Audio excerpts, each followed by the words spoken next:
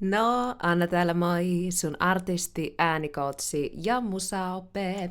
On aika toisen joulureaktion ja tähän kohtaan te olette äänestäneet 16-vuotiaan hollannittaren Emma Kokin version All I Want for Christmas is Yousta.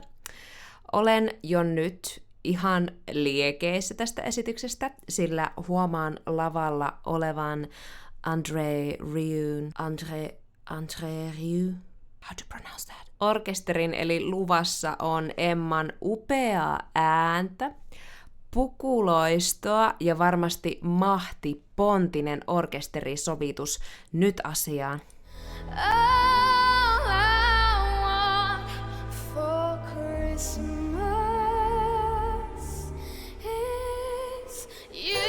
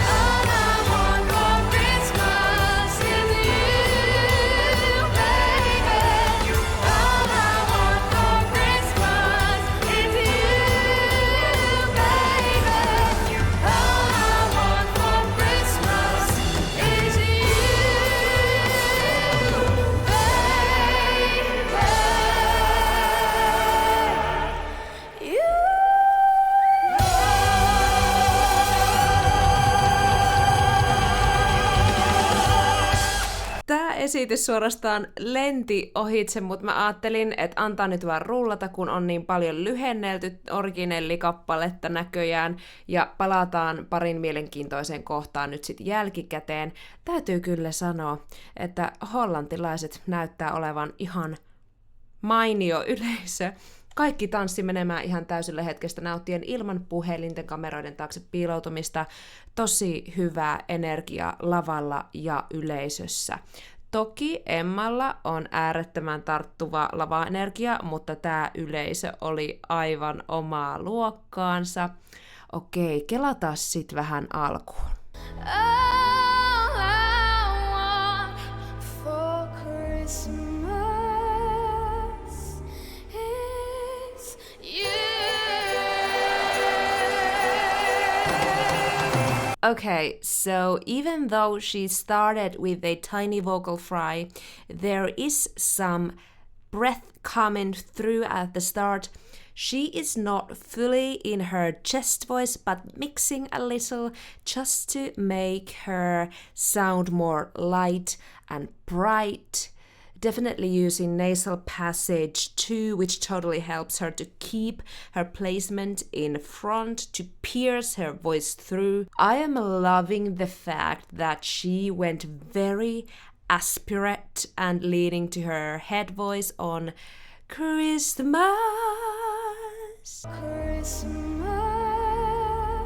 But blasted out a proper chest belt on you.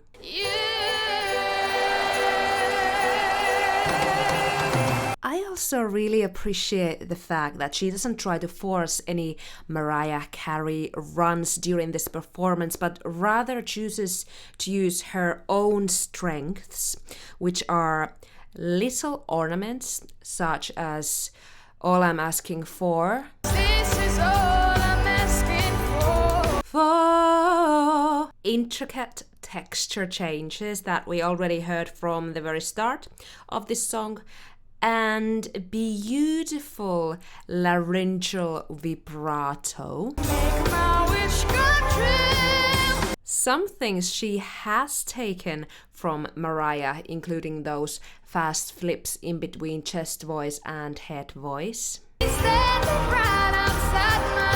And I don't mean this in a bad way at all.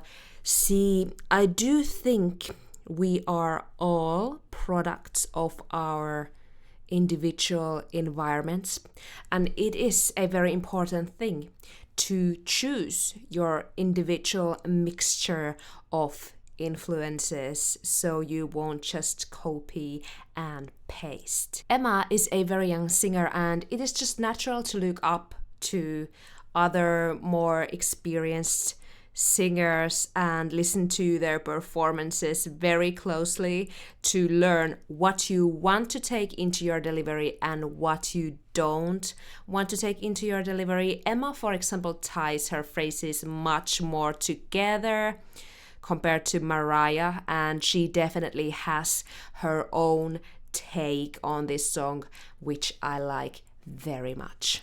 Kuunnellaan sitten nämä hienot pääääninuotit. Eka on täällä.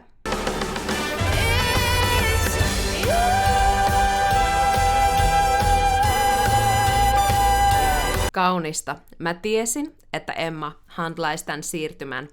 Hieno sijoitus, hyvä tasapainoinen ryhti, joka etsii vielä lisätukea taaksepäin nojauksesta, silmät kiinni ja ei kun vaan sulava siirtymä miksistä pääääneen. Notin loppua kohden Emman vibraaton tullessa mukaan kuvioon. Hän livahtaa hieman yläviräiseksi, mutta tää on täysin ymmärrettävää. Sitä käy meille kaikille aina välillä. Live on liveä. Tällaiset jutut tekevät meistä inhimillisiä ja esityksistä koskettavia. Viimeinen jyy oli paljon rennompi tähän aiempaan verrattuna.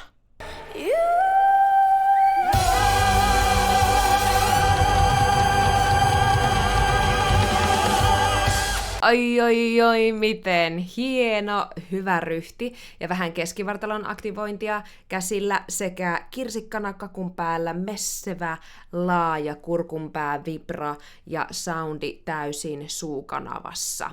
Emman tekniikka ja musikaalinen kypsyys, hän ampuu paljon hänen ikäistään korkeammalle. Tällaista lahjakkuutta ja omistautuvuutta on ilo katsella ja kuunnella. Mutta mitä mieltä sä olit tästä hienosta esityksestä ja mun reaktiosta? Tuu kommentoimaan alas ja heitä mulle uusia reagointiehdotuksia, ne on aina tervetulleita. Muistathan tykätä tästä videosta, tilata mun kanavan ja klikata sun ilmoitukset päälle, niin et myöhästy mun seuraavasta videosta ja sen ensi-ilta chatista. Nähdään toivottavasti siellä. Moi moi!